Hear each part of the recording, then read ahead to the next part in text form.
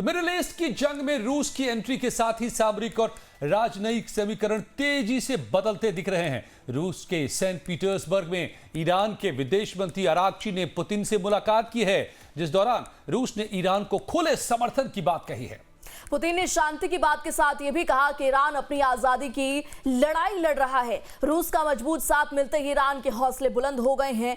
कल तक पश्चिमी देशों के दबाव का सामना कर रहा ईरान अब खुलकर अमेरिका को चुनौती दे रहा है। उसने अमेरिका के सामने एक और शांति प्रस्ताव रख दिया है। खबर है कि ट्रंप ने सुरक्षा टीम के साथ बैठक में इस पर चर्चा की है और नाखुशी जताई है।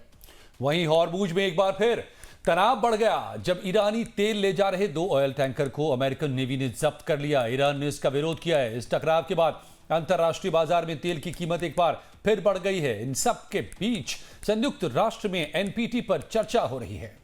ईरान को उपाध्यक्ष पद देने पर अमेरिका भड़क गया है। तो अगले 1 घंटे बने रहिए हमारे साथ युद्ध भूमि में, जहां हर खबर होगी तेज, हर विश्लेषण होगा गहरा और हर जानकारी होगी पूरी सटीकता और विश्वसनीयता के साथ। तो ईरान और अमेरिका के बीच समझौते की कोशिशों में इस वक्त जो सबसे बड़ा डेवलपमेंट है वो ये कि ईरान के विदेश मंत्री अब्बास अरागची ने रूस की राजधानी में राष्ट्रपति व्लादिमीर पुतिन से मुलाकात की। उन्होंने शांति वार्ता की विफलता के लिए अमेरिका को पूरी तरह से जिम्मेदार ठहराया। पुतिन से मुलाकात के बाद ईरानी विदेश मंत्री अब्बास अरागची की भाषा और तेवर पूरी तरह से बदल चुके हैं। वहीं पुतिन ने खुलकर ईरान के समर्थन की बात कही है। उन्होंने अमेरिका के साथ ईरान की जंग को उसकी आजादी की लड़ाई करार दे दिया। इसी बीच मिडिल ईस्ट में तनाव कम करने की कोशिशों के बीच ईरान ने ऐसा कूटनीतिक प्रस्ताव पेश किया है जिसने वॉशिंगटन में हलचल तेज कर दी है। तेहरान हॉर्मुज स्ट्रेट को खोलने के लिए तैयार हो गया है, लेकिन इसके लिए उसने फिर शर्तों का पेच फंसा दिया है। खबर है कि राष्ट्रपति डोनाल्ड ट्रंप भी ईरान के नए प्रस्ताव से सहमत नहीं हैं। इन सब के बीच हॉर्मुज में एक बार फिर तनाव बढ़ गया है जब ईरानी तेल ले जा रहे 2 टैंकरों को अमेरिकन नेवी ने जब्त कर लिया। अमेरिका की इस कार्रवाई को ईरान ने समुद्री डकैती बताया है। वहीं बातचीत की कोशिशों के तहत ईरानी विदेश मंत्री अरागची एक बार फिर इस्लामाबाद पहुंचे हैं। जाहिर है एक तरफ वार्ता की कोशिश हो रही है तो दूसरी तरफ टकराव भी बढ़ते नजर आ रहे हैं। बिल्कुल, मुलाकात पर पुतिन का बयान देखिए, क्या कुछ बड़े अपडेट्स हैं वो भी आपको बताएंगे। आप कुछ तस्वीरें दिखा रहे हैं। ये तस्वीरें अपने आप में अजय जी मुझे लगता है बेहद खास हैं, क्योंकि 48 घंटे के अंदर अंदर कई मीटिंग्स हुई हैं जो कि इस युद्ध की दिशा और दशा दोनों तय कर सकती हैं। ये तस्वीरें बता रही है कि देखिए, एक तरफ इस्लामाबाद पहले पहुंचते हैं अरागची, ईरान के विदेश मंत्री हैं अब्बास अरागची। उसके बाद वो सीधे पहुंच जाते हैं रूस पहुंच जाते हैं, सेंट पीटर्सबर्ग पहुंचते हैं। वहां व्लादिमीर पुतिन से मुलाकात होती है अरागची। उसके बाद फिर लौटकर पाकिस्तान पहुंचते हैं। तो दोबारा पाकिस्तान जाने का जो कि दरअसल तीसरा दौरा है हाल के दिनों में, ये इसका मतलब ये है कि पुतिन से जाकर बात करते हैं। समझौते की शर्तें सेंट पीटर्सबर्ग में तय होती हैं और ये कम्युनिकेट करने के लिए वो फिर वापस पाकिस्तान जाते हैं, क्योंकि अमेरिका से सीधे बात नहीं कर रहा है ईरान। तो पाकिस्तान को बताते हैं, आसिम मुनीर को बताते हैं कि ये रही समझौते की शर्तें। बताइए, आप डोनाल्ड ट्रंप को समझौता करना है तो हमारी शर्तें उन तक पहुंचा दीजिए। बिल्कुल ठीक कहा आपने, लेकिन अब देखने वाली बात यह होगी कि आगे ट्रंप का क्या कॉल होता है। हालांकि उन्होंने नाखुशी जरूर जाहिर की है। बहरहाल हम आपको रोज इस वॉल के जरिए ग्राफिक्स बताते हैं कि क्या बड़े अपडेट्स हैं। मुलाकात पर पुतिन का क्या कुछ बयान आया है वो आपको बताते हैं। ईरान आजादी के लिए लड़ रहा है, ये पुतिन ने कहा है कि ये ईरान की आजादी की लड़ाई है, ईरान के हित के लिए काम करेंगे पुतिन। इसके अलावा मौजूदा संकट से ईरान जल्द निकल जाएगा। तो क्या एक संकेत देने की कोशिश थी, इशारा करने की कोशिश थी। मिडिल ईस्ट के लिए तनाव ठीक नहीं है, ये उन्होंने बात कही, क्योंकि मिडिल ईस्ट सबसे ज्यादा इसके नुकसान हुआ। इस वजह से शांति के लिए हर संभव कोशिश हम करने वाले हैं, ये पुतिन की तरफ से कहा गया है। अब आपको बताते हैं कि इस मुलाकात पर अब्बास अरागची ने क्या कुछ कहा है, उनका क्या बयान है। दुनिया ने ईरान की ताकत देखी है। अब्बास अरागची अपनी ताकत की और ईरान की ताकत की वाहवाही करते हुए नहीं थक रहे हैं। ईरान में स्थिर और शक्तिशाली व्यवस्था है। अपनी व्यवस्था को उन्होंने स्थिर बताया है, स्टेबल बताया है। वार्ता पर तेहरान को फैसला करना है और इसके अलावा रुख बदलना अमेरिका की आदत है। ट्रंप पर भी उन्होंने तंज कस दिया और रशिया को लेकर के उन्होंने क्या कहा, रूस महान मित्र है और सहयोगी है। तो अजय जी मुझे लगता है कि जब अब इसमें रशिया की एंट्री हो गई है तो क्या ये बड़ा इंपैक्ट डाल सकता है, क्योंकि देखिए बदल गया है। बिल्कुल, एक जो लाइन आपने अभी कही वो उसके बहुत सारे मायने हैं।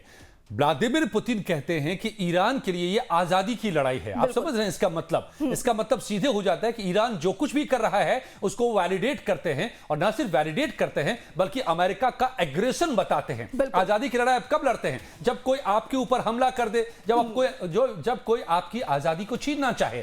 तो ये एक एक लाइनों पर गौर कीजिए। डिप्लोमेसी में एक एक लाइनों के बड़े मायने होते हैं, गहरे मायने होते हैं। तो जो दो बातें कही हैं व्लादिमीर पुतिन ने, वो सीधा मैसेज डोनाल्ड ट्रंप को है कि मिस्टर ट्रंप, आप समझ लीजिए ईरान अकेला नहीं है। रूस जैसा महाशक्ति कह रहा है, सुपर पावर कह रहा है कि वो सब कुछ करेगा। They will do everything.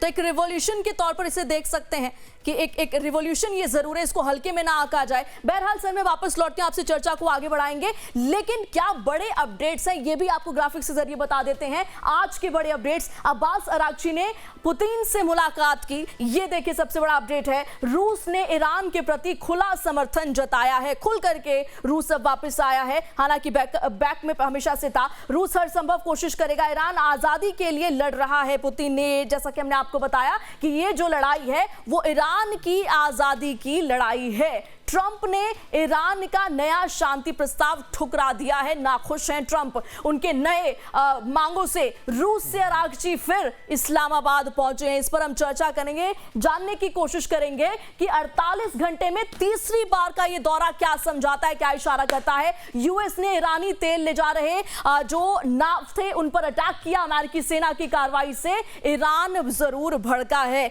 यानी कि अजय जी, जो स्ट्रैट ऑफ हॉर्मुज है वो डे 1 से लेकर अब तक जो फ्लैश पॉइंट है वो बना हुआ है। इधर भी ब्लॉकेड है। अब अमेरिका भी ऑलरेडी नेवल ब्लॉकेड कर चुका है और अब अटैक्स कर रहा है उन शिप्स पर जो कि ईरानी तेल ले जा रहे हैं।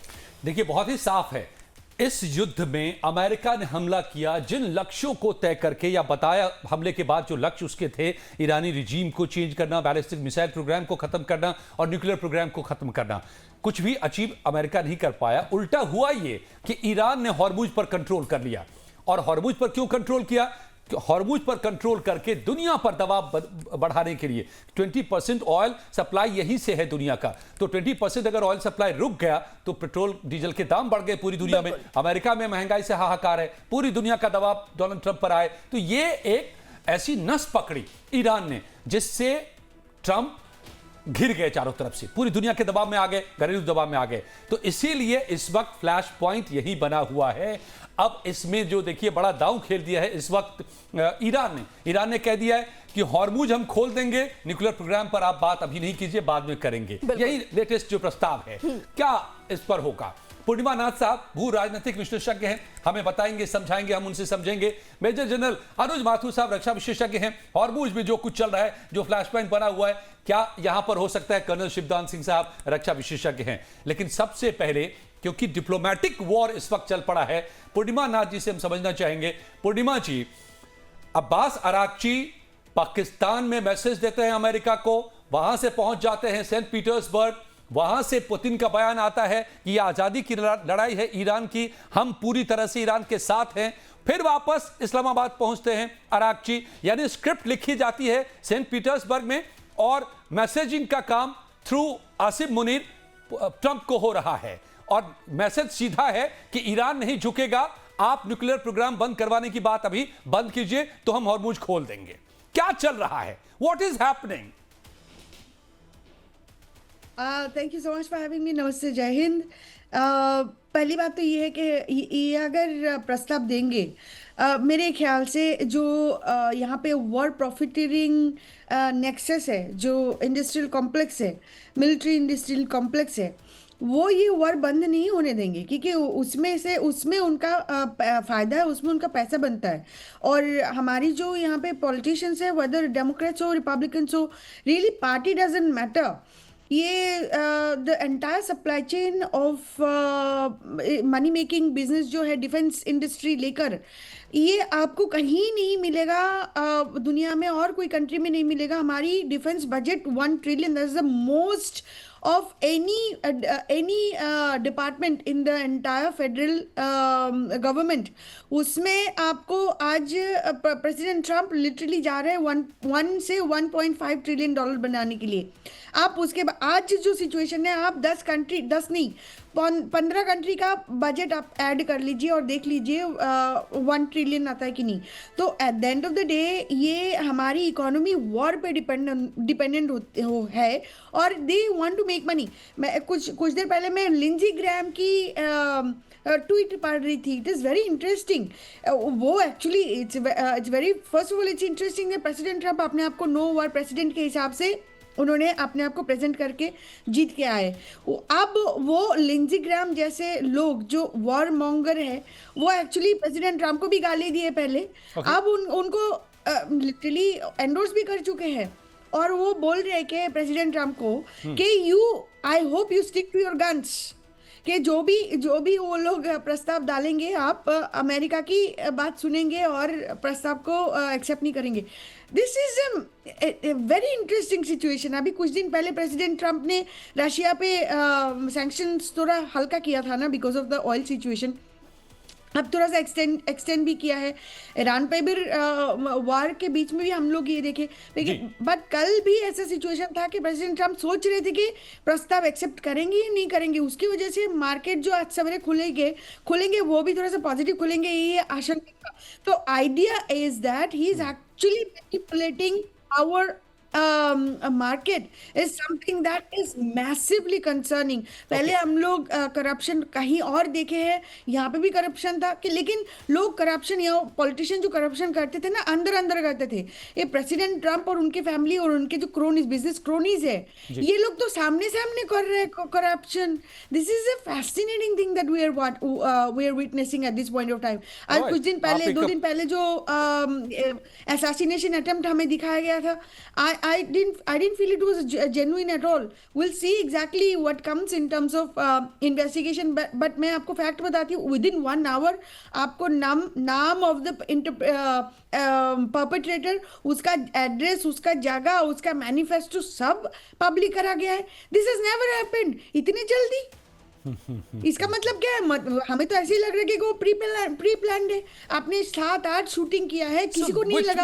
और अभी पुटिमान जी, व्हाट यू वर सजेस्टिंग, जो आप राइट मैम, जो आप इनसाइट दे रहे हैं, a big theatre is going on and then what? रूस ने एक बार फिर संयुक्त राष्ट्र सुरक्षा परिषद यानी यूएनएससी में ईरान का साथ दिया है। यूएन में रूस के राजदूत ने सुरक्षा परिषद की बैठक में पश्चिमी देशों पर दोहरे मापदंड अपनाने का आरोप लगाया। उन्होंने कहा है कि ईरान को हॉर्मुज जलडमरूबंद में जहाजों की यातायात को सीमित करने का पूरा अधिकार है। खास बात यह है कि इसी दिन रूसी राष्ट्रपति व्लादिमीर पुतिन ने ईरानी विदेश मंत्री अब्बास अराक्ची से मुलाकात की थी, अपना फुल सपोर्ट देने की बात कही थी। और अब यूएन में रूस का ईरान को समर्थन, हॉर्मुज पर ईरान का कंट्रोल जायज है। मतलब क्या पूरा खेल पलट चुका है क्या? अब देखिए कि ईरान अपनी तरफ से पूरे टर्म्स को रख रहा है और डोनाल्ड ट्रंप उन टर्म्स को सुनने, एक्सेप्ट करने, रिजेक्ट करने के अलावा कुछ नहीं कर पा रहे, जो कुछ दिनों पहले तक डोनाल्ड ट्रंप करते नजर आ रहे थे, यानी कि अपने टर्म्स को डिक्टेट। माथुर साहब, बहुत बहुत स्वागत आपका भी, और आपको डिबेट में लाना चाहूंगा। ये तो लग रहा है जैसे ईरान अमेरिका हो गया, अमेरिका ईरान बन गया है। कुछ दिनों पहले तो जो तेवर अमेरिका का था वो अब ईरान का नजर आ रहा है। और व्लादिमीर पुतिन साहब खुल के कह रहे हैं इट्स अ फ्रीडम वॉर। और ये भी कहा कि ईरान ने जमकर डटकर मुकाबला किया है और हम वी विल डू एवरीथिंग। क्या हो रहा है? पासा पलट गया क्या? जय हिंद अजय। देखिए, मैं आपको एक बात बताता हूं कि मेरा मत जो है वो, हालांकि आपके सारे जो तर्क होते हैं वो बहुत अकाट्य होते हैं, लेकिन अभी मेरा मत पूरी तरह से भिन्न है आपसे। टेबल्स टर्न हुए हैं, लेकिन उल्टी तरफ टेबल्स टर्न हुए। आज से मतलब कुछ 2-4 दिन के पहले, जब से ये ब्लॉकेट नहीं लगा था, उसके पहले तक ईरान का निश्चित रूप से अपर हैंड था। निश्चित रूप से ईरान ने अमेरिका को एक आईना दिखा के रखा था कि मिलिट्री माइट के लिए जो है वो कुछ भी यहां पर नहीं कर सकती। मैं आज भी ये मानता हूं कि मिलिटरीली अमेरिका ईरान से कई हजार दर्जे बेहतर और ज्यादा ताकत की सिचुएशन में आज भी है। लेकिन अब जो टर्निंग हुआ है, आप देखिए कौन घूम रहा है। डोनाल्ड ट्रंप एक जगह हैं, उन्होंने साफ कह दिया है कि मेरे से बात करनी है तो फोन करो, और जो भगदड़ हो रही है वो ईरान ही हो रही है। पहले पाकिस्तान, फिर ओमान, फिर वापस पाकिस्तान, फिर रशिया, फिर वापस पाकिस्तान। ये भगदड़ क्यों? क्योंकि मेरा मानना है कि tables have turned in favour of United states, और या यूं कहें कि tables have turned against Iran. वजह बिल्कुल साफ है, अगर स्ट्रेट ऑफ हॉर्मुज से यातायात नहीं हुआ तो सबसे ज्यादा नुकसान, सबसे ज्यादा असर ईरान पर पड़ेगा। ईरान की, एक second please, let me finish. Iran की जो जो जो इकोनॉमी है वो ऑलरेडी बड़ी दयनीय परिस्थिति में है। इतना डिवास्टेशन हुआ है। आप कितने तक कुछ भी कहते रहे कि अमेरिका ये अमेरिका वो, लेकिन 25,000 एयर स्ट्राइक्स हुए हैं अमेरिका और इजराइल के मिलाकर के ईरान के ऊपर। हर एयर स्ट्राइक में 4-5 बम भी उन्होंने गिराए हैं, तो 1 लाख बम गिर चुके हैं। कितना नुकसान हो गया ये आप सोच सकते हैं। ईरान की जो करेंसी है वो खत्म है। $1 में 13.5-14 लाख रियाल में $1 आ रहा है। वहां पर जो इन्फ्लेशन है वो तेजी से ट्रिपल डिजिट % की तरफ बढ़ रहा है। हर चीज की लिमिट होती है अजय, हर एक, ये सबको पता है। सब कहते हैं कि साउथ एशियन जीन्स है और इसमें बहुत ताकत है और ये मर जाएगा, घास की रोटी खाएगा लेकिन अकबर को हराएगा, लेकिन वो उसकी भी एक लिमिट होती है। तो मेरा ये मानना है कि जब से ये इफेक्टिव यहां पर ब्लॉकेड लगाया गया है अमेरिका के द्वारा, तब से टेबल्स जो हैं वो ईरान के खिलाफ टर्न हुए हैं। और ये जो रूस के पास जाके रशिया ने क्या कहा है आप मुझे बताएं। क्या रशिया ने कहा है कि वो मिलिट्री भेजेगा अपनी आर्मी? क्या उसने कहा है कि वो इतने सारे हवाई जहाज और इतने एयर डिफेंस के इक्विपमेंट और इतने इलेक्ट्रॉनिक वॉरफेयर के इक्विपमेंट दे रहा है ईरान को? जी, जो उन्होंने कहा है वो पिछले 3 साल से वही उनका स्टांस है। जब से यूक्रेन की लड़ाई शुरू हुई है, ईरान और रूस के बीच बहुत अच्छे संबंध हैं। क्रिंक की हम हमेशा से बात करते रहे हैं। China, Russia, Iran, north Korea, ये बहुत बड़ा अलाइनमेंट ऑलरेडी एग्जिस्टिंग है। क्या नया बताया उन्होंने? नहीं, लेकिन जो वेस्टर्न इंटेलिजेंस बता रही है माथुर साहब, भले खुलकर कि आजादी की हम मजे कर रहे हैं। किससे आजादी? किसका गुलाम था ईरान? यही तो मैसेज है। क्या ये मैसेजिंग कर है सेंट पीटर्सबर्ग से कि आप जो अमेरिका कर रहे हैं ये एग्रेशन है और उसके खिलाफ ईरान की लड़ाई आजादी की लड़ाई है? ये तो बहुत बड़ा स्टेटमेंट हो जाता है। पहले भी कह चुके हैं, ये बहुत पहले भी कह चुके हैं। जो बहरीन का एक प्रपोजल यूएन में गया था, उसको वीटो भी रूस ने किया है। रूस हमेशा से कहता रहा है कि वो ईरान की तरफ है। मेरा कहने का मतलब यह है कि वो रूस के पास भी इसीलिए गए हैं क्योंकि उनको इस बात का यकीन हो गया है कि पाकिस्तान एक सूटेबल, मैं विश्वास पात्र नहीं कहूंगा, ये शब्द इस प्रयोग में लाऊंगा, एक सूटेबल मीडिएटर नहीं है वो, क्योंकि वो सारी दुनिया इस बात को जानती है कि पाकिस्तान पूरी तरह से अमेरिका की तरफ है। ईरान को भी ये नजर आता है। और ईरानी संसद ने कहा, ईरानी सांसद ने ये बात कही भी है कि ये बायस्ड, पाकिस्तान की जो मीडिएशन था वो बायस्ड था, और जो सांसद जिन्होंने कहा है वो खुद हैं इसी मामलों के समिति के अध्यक्ष भी हैं। तो अब इसमें सवाल ये है, कर्नल शिवदान सिंह साहब को भी लाता हूं मैं डिबेट में। कर्नल साहब, सवाल ये है कि आज भी ईरान शर्तें रखकर चला गया, पाकिस्तान में जाकर बता गया कि आप बता दीजिए ट्रंप साहब को कि हम ठीक है हॉर्मुज खोल देंगे, लेकिन वो न्यूक्लियर प्रोग्राम पे हमारी बात ना करे फिलहाल, उसके बारे में हम बाद में देखेंगे।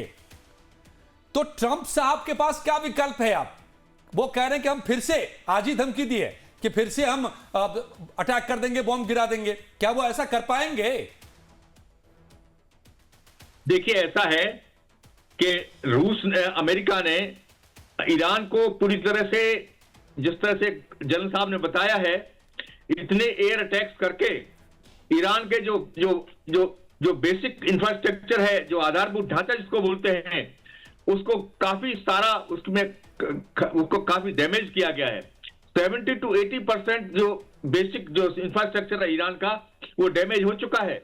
और जिस तरह अभी वो अमेरिका धमकी दे रहा है कि उसके ऑयल जो पाइपलाइंस हैं उनको डिस्ट्रॉय किया जाएगा, और भी बहुत से डैमेज अमेरिका करेगा ईरान के अंदर। तो इस तरह से ईरान जो है इतने डैमेजों को और सह नहीं पाएगा, और वो अब चाहता है कि अपना फेस सेविंग रखते हुए उसकी बात को अमेरिका माने और उधर अमेरिका भी ये चाहता है कि किस तरह से इस लड़ाई से निकला जाए और किस तरह से हम जो है इसको जो है अपना जो एक तरह से फेस सेविंग हम भी करना चाहते हैं। तो इसलिए अब ईरान भी यही चाहता है कि मैं भी अपना फेस सेविंग करके निकल जाऊं, और उधर अमेरिका भी यही चाहता है। इसलिए ये जो दोनों चक्कर लगा रहे हैं टॉक्स के लिए, जिस तरह ईरान के विदेश मंत्री बार बार कभी पाकिस्तान में आते हैं, कभी रूस में जाते हैं, किस तरह से घूम रहे हैं, इनका बेसिक इरादा यही है कि अपनी फेस सेविंग रखते हुए ये समझौता हो जाए और ये लड़ाई बंद हो जाए। उधर अमेरिका भी जो बार बार ट्रंप कह रहे हैं कि मुझे टेलीफोन कर सकते हो, इसलिए दोनों बातचीत के लिए इच्छुक हैं, दोनों बातचीत के द्वारा इसको सुलझाना चाहते हैं और चाहते हैं कि लड़ाई खत्म हो जाए। पर दोनों जो है अपना वही है जो मैं कह रहा हूं कि अपनी फेस सेविंग चाहते हैं कि हमारी प्रेस्टीज बनी रहे और हम दुनिया को दिखा सके देखो हमने अपनी शर्तों पर ये लड़ाई खत्म की है। ओके लेकिन जो आज ही एक मैं स्टेटमेंट पढ़ रहा था जर्मन किसी एक्सपर्ट का, वो कह रहे थे कि ट्रंप के पास कोई प्लान ही नहीं, एग्जिट प्लान कोई है ही नहीं कि वो इसको कहां जाकर एंड किया जाए और कैसे एंड किया जाए। They have no exit plan. तो वो प्लान क्या है जहां पर जाके अग्रीमेंट हो सकता है, ये हम समझेंगे पूर्णिमा जी से भी। लेकिन अमेरिका और ईरान के बीच हॉर्मुज ऑफ स्ट्रेट में तनाव फिर बढ़ रहा है। अमेरिकी सेना ने ईरानी तेल ले जा रहे 2 टैंकर्स को जब्त करने के बाद यह टकराव बढ़ता दिख रहा है। अमेरिकी सेना ने इससे संबंधित तस्वीर जारी करते हुए कहा है कि नाकेबंदी को सख्ती से लागू किया जा रहा है। यूएस नेवी के इस एक्शन पर तेहरान ने निशाना साधा है और इस कार्रवाई को बीच समुद्र में हथियारों के दम पर की गई लूट और अंतर्राष्ट्रीय नियमों के खिलाफ बताया है। ईरानी विदेश मंत्रालय के प्रवक्ता इस्माइल बघाई ने अमेरिका पर गंभीर आरोप लगाए। बघाई ने कहा कि अमेरिका समुद्री डकैती को कानूनी रूप देने की कोशिश कर रहा है और बीच समुद्र में जहाजों को जब्त करना खुलेआम लूटपाट है। उन्होंने सोशल मीडिया पर भी इसको लेकर के पोस्ट किया और क्या कुछ लिखा वो आपको बताते हैं। उन्होंने अपने पोस्ट में लिखा कि दुनिया अब समुद्री लुटेरों की वापसी देख रही है। उनका आरोप है कि अमेरिकी अधिकारी कानूनी वारंट और सरकारी झंडे का इस्तेमाल करके इस अवैध लूट को सही ठहराने का नाटक कर रहे हैं। दूसरी ओर अमेरिका इस कार्रवाई को सही ठहरा रहा है। यूएस का कहना है कि उन्होंने कुछ भी गलत नहीं किया है, बल्कि वो सिर्फ कानून लागू कर रहे हैं।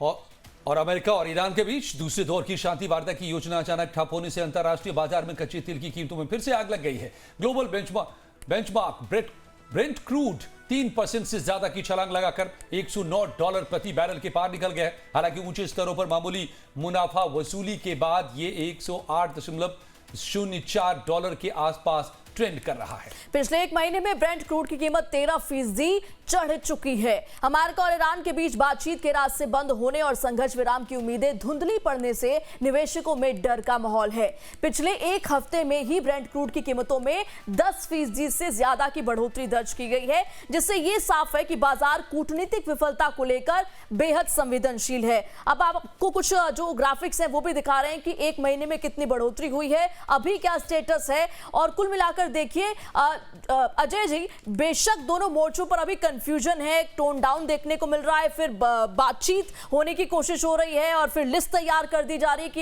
ये मेरी शर्तें हैं, लेकिन इसका खामियाजा तो विश्व स्तर पर आर्थिक मंदी लोग झेल रहे हैं और इस तरीके से प्राइसेस में इन्फ्लेशन और हाइक देख रहे हैं। और इसी का दबाव डोनाल्ड ट्रंप पर सबसे ज्यादा है। अगर वो पीछे हटे हैं तो उस दबाव की वजह यही है। खुद अमेरिका में जो प्राइसेस हैं बढ़ चुके हैं, न सिर्फ पेट्रोलियम के बल्कि ओवरऑल महंगाई वहां भी बढ़ रही है और उसके दबाव में है डोनाल्ड ट्रंप। और इसी वजह से उन्होंने इसी दबाव के जवाब में नाकेबंदी की, ब्लॉकेट किया कि चलो तुम तेल बेच रहे हो, दुनिया का तेल रोक रहे हो ईरान को, तो हम तुम्हारा तेल रोक दे रहे हैं, फिर तुम देखो कब तक सह पाओगे, जो माथुर साहब कह रहे थे। और यहीं से टेबल टर्न होना शुरू होता है जब ये इकोनॉमिक जंग छिड़ गई युद्ध बंद होकर। लेकिन पूर्णिमा जी, पॉइंट ये है, ठीक है, ईरान के जवाब में जो अमेरिका ने ब्लॉकेट किया है उसके बाद ईरान खुद अब परेशान दिख रहा है। जो ईरान बातचीत करने को बिल्कुल तैयार नहीं था, वो ईरान अब खुद अराक्ची साहब चक्कर लगा रहे हैं,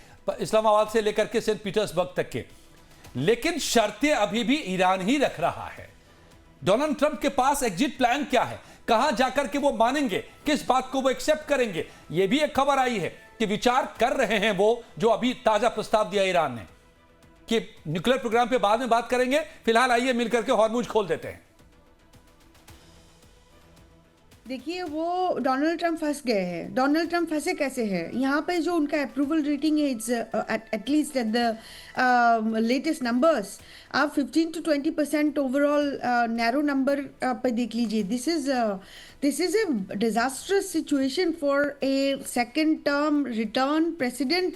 और फर्स्ट ईयर में इनका ये हालत है। हमारा मिड टर्म में इस साल में वो तो चाहेंगे तो मिड टर्म ही बंद करवा देंगे, इलेक्शन ही बंद करवा देंगे। सेकेंड ऑफ ऑल, आपने यहाँ पे आपने बोले कि जो प्रेसिडेंट आरक्षी का प्रपोजल है वो प्रेसिडेंट ट्रंप के पास ऑप्शन नहीं देंगे। मेरे ख्याल से वो अटक गए हैं because of the military industrial complex, जो मैं उनको वॉर प्रॉफिटेरिंग नेक्सस बोलती हूँ।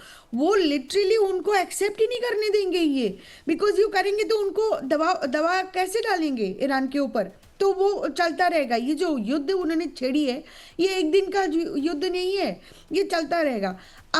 और एक बात मैं क्लैरिफाई करना चाहती हूँ। अगर कोई बोल रहे हैं कि ईरान का जो सिचुएशन है वो एग्जिस्टेंशियल, और किससे लड़ाई कर रहे हैं, एग्जिस्टेंशियल लड़ाई कैसे कर रहे हैं?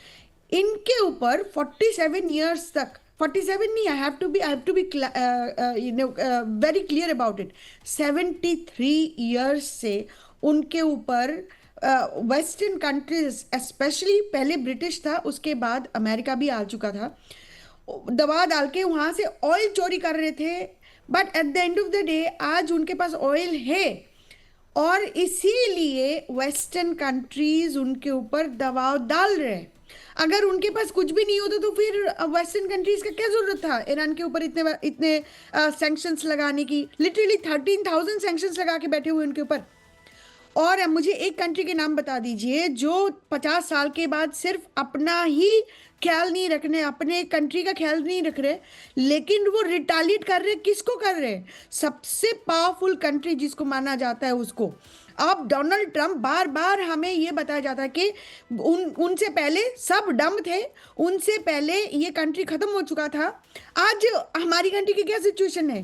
सारे अलायंस को ख़त्म कर दी, यूरोपियन अलायंस को ख़त्म कर दी उन्होंने, नेटो को भी छेड़ दिया, रूसोफोबिया को बढ़ा चढ़ा के यूरोप को ख़त्म करके डिपेंडेंसी जो बना के रखे थे यूनाइटेड स्टेट्स को, अभी वो भी ख़त्म हो चुके। Because European allies are also kind of wondering क्या करें, उनको कहाँ जाए। वो चाइना में जाके वो लोग बात कर रहे हैं अभी। They are going to find alternative solutions. ऐसे थोड़ी बैठे रहेंगे। नेटो मीटिंग होगा कि नहीं वो भी पता नहीं है, वो ट्रंप के साथ टेंशन चल रहा है। And it's not just NATO countries, literally every single countries. I have no idea why Modi साहब doesn't respond the way I would expect. Because एक सेल्फ रेस्पेक्ट बोल के एक चीज होती है, कोई भी आके बोल दे आपकी कंट्री हेल होल है, आपकी कंट्री डेड इकोनॉमी, आप चुप रहेंगे। लेकिन यही हो रहा है, दिस इज व्हाट्स हैपनिंग। आज मोदी साहब तब बोले हैं हॉर्मुज को खोलना चाहिए बिकॉज इंडिया के ऊपर अटैक हो रहा है, लेकिन रणधीर जायसवाल साहब ने तुरंत कह दिया था कि ये नासमझी भरा बयान है। वेनेजुएलन बोर्ड के ऊपर अटैक करके रोज 3-4 लोगों को मार रहे, उसके बारे में तो कोई बोलते नहीं है। ओके, इंटरनेशनल कम्युनिटी कहाँ चले गए? आपकी आवाज तभी उठते जब आपके ऊपर हावी होते जो कोई पॉलिसीज। राइट। तो पुतिन साहब ने एक और स्टेटमेंट दिया है अभी इसी दौरान, कहा है कि अब अमेरिका ने यूरोप को या पश्चिमी दुनिया के वर्चस्व को खत्म कर दिया है और रास्ता खोल दिया है उन्होंने ग्लोबल साउथ के लिए। ये बहुत बड़े स्टेटमेंट्स आ रहे हैं आज पुतिन साहब के। लगता है ये डिप्लोमेटिक वॉर में पूरी तरह से एक्टिव नजर आ रहे हैं अचानक पुतिन साहब। माथुर साहब, लेकिन आप हमें समझाइए कि इस वक्त जो हॉर्मुज में 2 ईरानी ऑयल टैंकर को जब्त कर लिया है फिर से अमेरिकी नेवी ने, एक तो ये बताइए कि इसका इंपैक्ट कितना होगा भारत समेत पूरी दुनिया के ऑयल सप्लाई चेन पर, और इससे और मामला भड़केगा। इसको डकैती कह रहा है ईरान, सीधे सीधे कह रहा है कि ये डकैती है अमेरिकी झंडे लगाकर। अजय देखिए, बिल्कुल ठीक बात नहीं है, ये मैं पूरी तरह से सहमत हूं। लेकिन बात वहीं आती है जो पूर्णिमा जी ने कहा, उससे भी मैं पूरी तरह से सहमत हूं। लेकिन बात वही आती है कि इस स्ट्रेट ऑफ हॉर्मुज पर कब्जा पहले किसने किया? पूरी दुनिया की वैश्विक अर्थव्यवस्था को अमेरिका के ब्लॉकेड से नुकसान होना शुरू नहीं हुआ है। अमेरिका का ब्लॉकेड 45 दिन के बाद लगा है। जो 45 दिन में अर्थव्यवस्था का पट्टा बैठाया है उसके लिए जिम्मेवार ईरान है। हमें यह भी समझने की आवश्यकता है। माथुर साहब, मैं समझना चाहूंगा, इसी में जोड़ देता हूं एक सवाल और। आपने ये तर्क पहले भी रखा है, मैं आपसे समझना चाहूंगा, you are the war expert, major general, मतलब हमारे देश के वॉर को आप शेप करते रहे होंगे। अब वो कहते हैं हम कि युद्ध में, जंग में और मोहब्बत में सब कुछ जायज होता है। जब कोई देश अमेरिका जैसा सुपर पावर ईरान पर अटैक कर रहा है, ईरान पहले से कह रहा था अगर आपने अटैक किया तो हम हॉर्मुज बंद कर देंगे, और उसने कर दिया, तो युद्ध में तो कुछ भी कर सकता है, उसमें नियम रहते हैं क्या बचे हुए? अजय, अगर युद्ध में कुछ भी कर सकते हैं तो जो अमेरिका ने किया उसमें आपको क्या परेशानी है? वो भी तो जायज है। तो जायज कुछ भी नहीं है। देखिए, एक दो चीजें होती हैं, कोई भी चीज जो कि डायरेक्ट आपको इंपैक्ट कर रही है वो आप अगर कोई कार्रवाई करें तो वो बिल्कुल जायज है। लेकिन एक ऐसा एक्शन आपका जो पूरे विश्व की अर्थव्यवस्था को हिलाकर रख दे, वो एक्शन मुझे नहीं लगता कि किसी भी जंगों उसमें जायज है। ये देखिए, मैं आपको एक बात बताता हूं कि ये इनका ये बिल्कुल इट्स अ फैक्ट।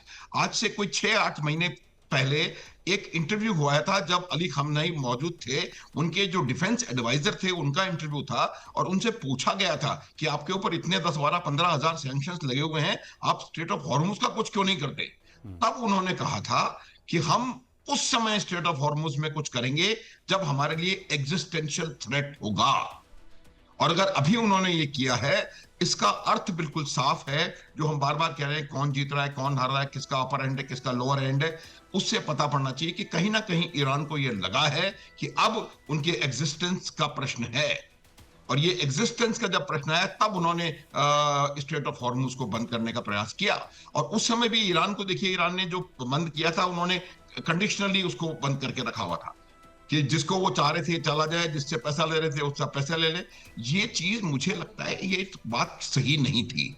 अब जहां तक सवाल अमेरिका का है, एक भी एक्शन अमेरिका का जस्टिफाई नहीं कर सकते आप, हमला जस्टिफाई नहीं कर सकते। बातचीत हो रही थी, ईरान बहुत सारी चीजों पर सहमत हो चुका था। ओमान की अगर बात माने 27 फरवरी को फिर हमला करने की क्या आवश्यकता थी? बिल्कुल मुझे समझ में नहीं आता कि ये इसको कैसे कोई जस्टिफाई नहीं कर सकता। लेकिन अब जो परिस्थिति है उस परिस्थिति के बारे में मैं आपको बताने का प्रयास कर रहा हूं।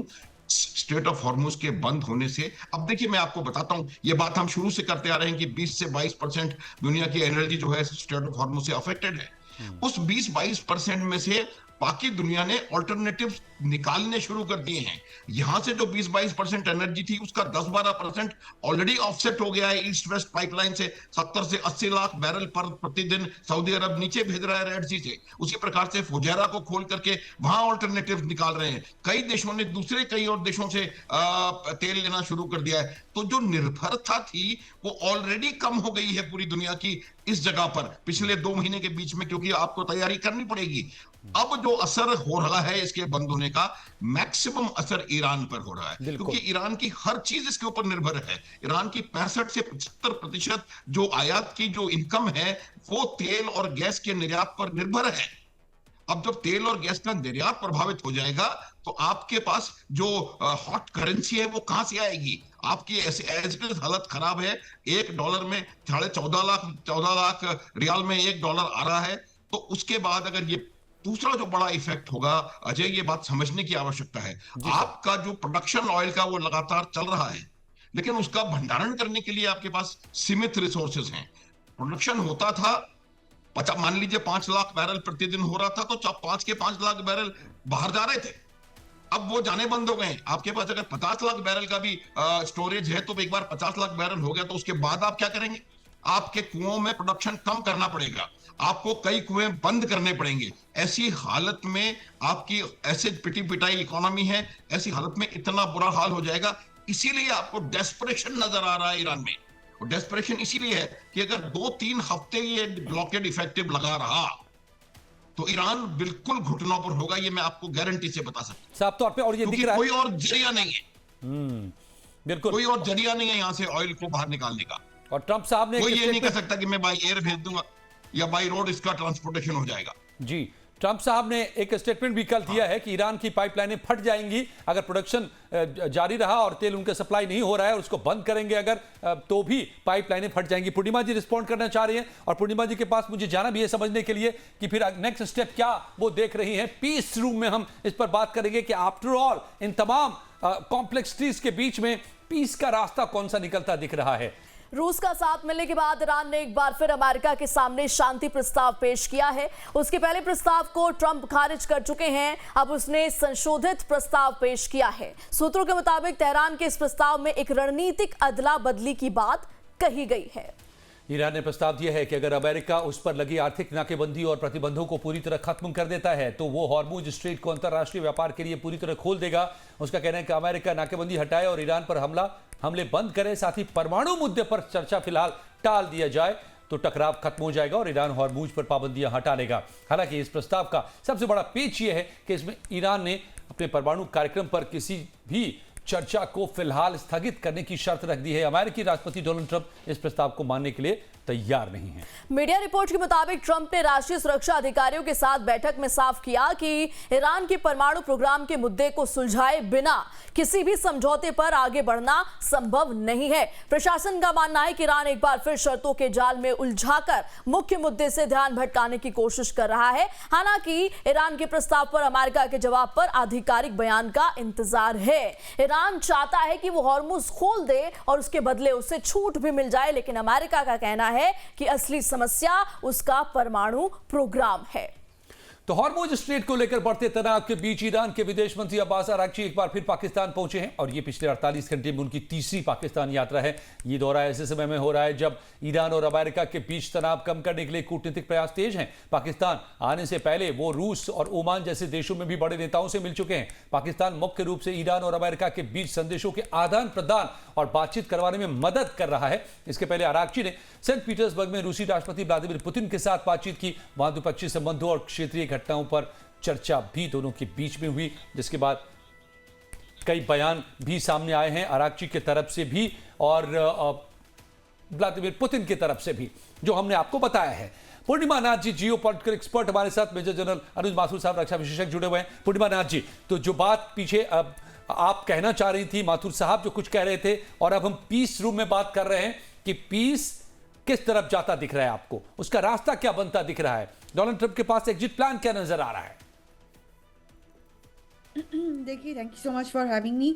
नमस्ते, जय हिंद। फिर से पहले तो मैं एक बात क्लियर कर देना चाहती हूँ। अगर कोई कह रहे कि ईरान डेस्परेट है इसीलिए भाग रहे, कभी रशिया जा रहे, कभी ओमान जा रहे, कभी पाकिस्तान जा रहे, अगर ईरान का ये सिचुएशन होता, वो बाकी कंट्रियों के जैसा माथा नीचू करके वो sorry for my French at this point of time, they would have become the vassal state of America long time ago.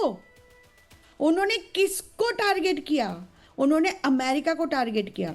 और अगर उनसे नहीं होता टारगेटिंग में, उनको पता होता वो खत्म हो जाएंगे, तो उनको क्या फर्क पड़ने वाला है? वो अमेरिका जैसे कंट्री को उन्होंने 60 दिन उन्होंने लटका के रखे हैं। आप ये समझ में नहीं आ रहा है कोई आके बोल दे कि ईरान डेस्परेट है? Absolutely not. This is a insulting comment for any country with self respect. Iran is standing for their own defence. End of the story. Anybody who has attacked them on offense, they should be condemned. Not a single country condemned America. Not a single country condemned Israel. Why? But पूर्णिमा जी, जो बात वो दिखाते कि might is right. पूर्णिमा जी, माथुर साहब ये हमें ध्यान दिला रहे थे कि कुछ दिनों पहले तक डोनाल्ड ट्रंप बातचीत करने की बात कर रहे थे, वो अपने दूतों को भेज रहे थे, हम ईरान नहीं जा रहा था। हमने इस्लामाबाद में देखा कि इंतजार करते रह गए, ईरान नहीं गया। पहली बार मिले भी तो 21 घंटे में फिर बातचीत टूट गई, ईरान ने साफ इनकार कर दिया। अब वहीं ईरान के विदेश मंत्री अगर कोशिश करते नजर आ रहे हैं सब जगह पर जा करके, तो ये एक दबाव ईरान पर भी बना है, खास करके ब्लॉकेड के बाद से। नहीं, the point is that they have been there in this particular situation for 50 years. आप इनको कैसे ऐसे नीचे कर सकते हो in a public forum like that? उनको उनका जीने का अधिकार नहीं है। अमेरिका जैसे कंट्री को जाके उनके ऊपर बॉम्बिंग करने का अधिकार जरूर है, उनके लोगों को मारने का अधिकार जरूर है, लेकिन उनको डिफेंस करने का जरूरी, उनको डिफेंडिंग करने का, अपने शर्त पे रहने का कोई अधिकार नहीं है। यही मैसेज आप दे रहे हो ना? तो the point is that they have given this information, they are not sitting in the same table, they are not asking JD Vance to come. JD Vance has already been chucked out by President Trump. आप उनका anti word जो situation था JD Vance का, उनको तो literally एक prop के जैसा भेजा गया था ना। आप अगर कोई भी अगर कोई यहाँ पे सीज फायर डील या कुछ भी हो eight this point of time, तो आपको लगता है प्रेसिडेंट ट्रम्प ने किसी और को दे देंगे इसका credit? He is a warmonger. He is a greedy, little pathetic person. He's not going to give the credit to anybody else. तो वो अगर रशिया के साथ जाके बात कर रहे हो तो उनका फॉरेन पॉलिसी है, आपका भी फॉरेन पॉलिसी था। जब खमेनी को हटाया गया था तो आपके टॉप लीडर इजराइल के लीडरशिप के बात किए थे, लेकिन कोई कॉन्डोलेंस मैसेज नहीं भेजे थे खमेनी के डेथ के बाद। आप बोल रहे थे कि वो आपका फॉरेन पॉलिसी है। तो आपको जो सही है आप वो करते हो, लेकिन कोई और करते तो वही उसमें आप नीचू करते हो उन कंट्री को। और अमेरिकन और जो वेस्टर्न नैरेटिव है वही आप चलाते रहते हो आपके इंडियन मीडिया में। ये क्या चक्कर है, मुझे समझ में नहीं आता। ओके, तो आप अगर न्यूट्रल हो उनके बारे में भी बात करिए। अमेरिका फंस गया है अभी, उनका प्रेसिडेंट डोनाल्ड ट्रंप का सिचुएशन बहुत खराब है यहाँ पे। वी लिटरली लो 2 डिजिट में है उनका अप्रूवल रेटिंग, 15 to 20% है। This is the abysmal situation for him. अभी थोड़ी दिन पहले 2 दिन पहले उनके ऊपर एक स्टेज अटैक किया गया था। This is coming across as a massively stage situation. उससे पहले वो हमारी अटेंशन भटकाने के लिए ये किया गया था। आप मुझे बताइए, जो होटल की बात कर रही हूँ, मैंने वहाँ पे गई हूँ, वहाँ पे रही हूँ, वहाँ पे अटेंड किए इवेंट। वो लिटरली बॉल रूम में भी अटेंड किए इवेंट जहाँ पे प्रेसिडेंट ट्रंप पहले आए थे। ये कोई ऐसा नहीं है कि एरोगेरो होटल है और वहाँ पे कोई इवेंट नहीं होती। अगर प्रेसिडेंट ट्रंप आ रहा है और उनके ऊपर खतरा है तो फिर उन्होंने एक 1 लेयर क्यों रखा है? तो अगर वो किसी ने जाके वहाँ पे बाकशॉट रखा हुआ, लिटरली 8 शॉट किया हुआ है, तो क्या लग रहा है आप कह रहे हैं कि उन्होंने खुद से ये ऑर्केस्ट्रेट करवाया है? वो किसी को वो मारा ही नहीं है गोली। तो ये क्या ये ऑर्गेनाइज था, ऑर्केस्ट्रेटेड है ये attack? That's a very big statement Purnima ji. Yes, I've been saying it from the day one itself because it doesn't look right. और It doesn't look right. I'll tell you one other fact that आपको नहीं पता होगा। ये जो WHCD white house correspondence dinner है, president Trump ने first year में 4 साल में एक बार भी नहीं गए। ओके, और सेकंड ईयर में, ये सेकंड टर्म में, लास्ट ईयर भी उन्होंने डिक्लाइन किए, पहली बार वो गए। अब मुझे बताइए, ये अगर बंदा कोई लॉस एंजलिस से वो शिकागो ट्रेन लेके जाता है और शिकागो से वो वाशिंगटन डीसी जाता है, और टाइम ट्रेन में कितना लगता है? और ये जो होटल है, अगर यहाँ पे इवेंट होनी थी, वो ये होटल बुक हुआ करता था शायद 6 months 1 year ago। उसका कोई होटल मिल इस गया? मुद्दे पर हम और बात करेंगे Purnima ji. We are running short of time now, we are in the last minute. Mathur साहब को भी मैं लाता हूं। माथुर साहब, your final comment. Peace room में हम बात कर रहे हैं, आपको पीस कहीं से का रास्ता निकलता इस वक्त इस सिचुएशन में आज जहां खड़ा है पूरा मामला दिख रहा है? और दिख रहा है तो क्या है? ये बिल्कुल निकलेगा पीस का रास्ता, इसका और कोई तरीका नहीं है। देखिए, जो बात कर रहे हैं कि बात को पकड़ना, पूर्णिमा नाथ जी को मैं रिक्वेस्ट करूंगा कि इस प्रकार से कोई पर्सनल वो हमला अटैक करने की आवश्यकता नहीं है। मैंने जो कहा था वो बिल्कुल ठीक है। ये जो टेबल्स टर्न हुए हैं ये पिछले 7 दिन में हुई है, और पहले मैं भी यही कहता रहा हूं कि ये पूरा का पूरा अमेरिका को इन्होंने जो ऐसी परिस्थिति में लाके खड़ा कर दिया है कि इस युद्ध को वो ना तो जीत सकते हैं, ना इसको बंद कर सकते हैं, ना इसमें से निकल सकते हैं। अब चूंकि ये तीनों कंडीशंस अभी हैं, तो वो अमेरिका को जो काम कर रहा है वो कर रहा है। लेकिन आज की परिस्थिति में आपको मैं पूरी स्टैटिस्टिक्स दे सकता हूं क्यों ईरान के ऊपर बहुत ज्यादा दबाव है। आज जो हम बात कर रहे हैं कि अमेरिका का सब दूर हो गए, सब अलग निकल के चटक गए, चले गए, वही यूरोपियन यूनियन ने 2 दिन पहले यह निर्णय लिया है कि ईरान के ऊपर और सैंक्शंस लगाए जाने चाहिए, क्योंकि उनकी वजह से स्ट्रेट ऑफ हॉर्मुज बंद है। ये बात हुई है ब्लॉकेड के भी बाद। तो बहुत सारी दुनिया में बहुत सारी चीजें हो रही हैं। हर एक आदमी को बोल करके, जंप मार करके बोलने की वो आवश्यकता नहीं है कुछ भी करने की, लेकिन बातचीत होगी। मैं आपको बताता हूं 3-4 स्टेजेस में इस बातचीत को करने के लिए दोनों साइड्स को मानना पड़ेगा। पहली स्टेज में उनको ये बात माननी पड़ेगी कि हर प्रकार का सीज फायर होना चाहिए, और इसमें जब तक आप इजराइल को शामिल नहीं करेंगे, असल में प्रॉब्लम वहां पर है। इजराइल को जब तक आप ये शामिल नहीं करेंगे कि वो किसी प्रकार का राइट सर, समय इतना ही था। और दूसरी right sir, are being told that we are over, time हमारा बिल्कुल खत्म हो गया, फिर हम लोग इस पर चर्चा करेंगे। The issue is on going, but ये इतना साफ नजर आ रहा है कि कुल मिलाकर के अब दोनों ही तरफ से प्रेरणा जो दिखाई दे रहा है और जो हमारे एक्सपर्ट सजेस्ट कर रहे हैं कि दोनों तरफ से विलिंगनेस वो नजर आ रही है कि अब बातचीत के जरिए एक समझौते का रास्ता निकाला जाना चाहिए। ईरान भी इसमें अब एक्टिव दिख रहा है, जो बिल्कुल पहले नहीं दिख रहा था, और अमेरिका तो चाह ही रहा था, तो शायद इसके बाद बातचीत का रास्ता निकल पाए, ये होता दिख रहा है।